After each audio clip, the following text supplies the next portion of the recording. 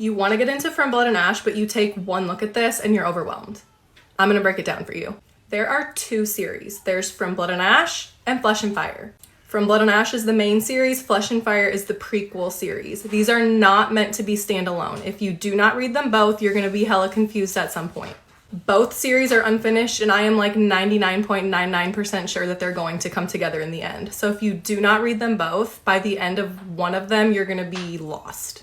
The characters in Flesh and Fire are constantly talked about in From Blood and Ash. For the best reading experience, I recommend reading in publication order, which is how she intended for it to be read. So screenshot this because it's going to be confusing. You're going to flip-flop back and forth between series.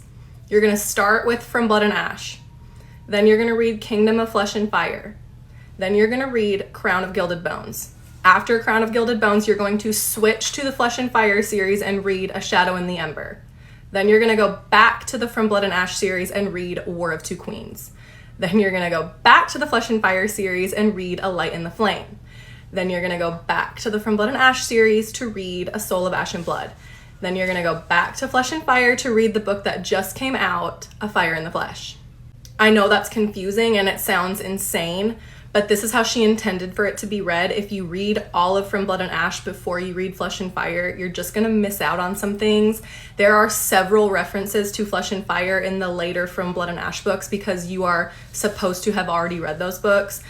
So again, like I said, it's not the end of the world if you did not, but you're just not gonna get the character references and it's not gonna hit as hard and it's just not as good of an experience. I know this seems super overwhelming, but I promise you that this series is so good. It's so near and dear to my heart. I know that it has incredibly mixed reviews on Book Talk, but just read it, form your own opinions, and decide for yourself because these characters are some of my favorite of all time. My favorite book boyfriends. Like, I hope that this was helpful and it convinced somebody to read these books.